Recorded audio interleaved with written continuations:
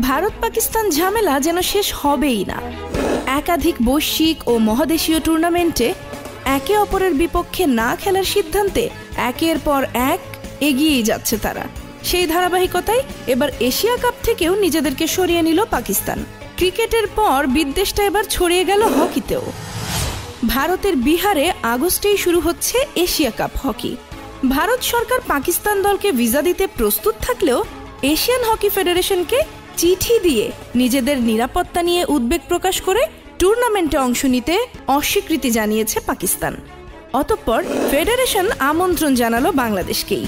চেন্নাই ও মাদুরাইয়ে নভেম্বরে হতে যাওয়া জুনিয়র বিশ্বকাপেও তাই পাকিস্তানের অংশগ্রহণ নিয়ে ঝুঁকিটা গেল বেড়ে।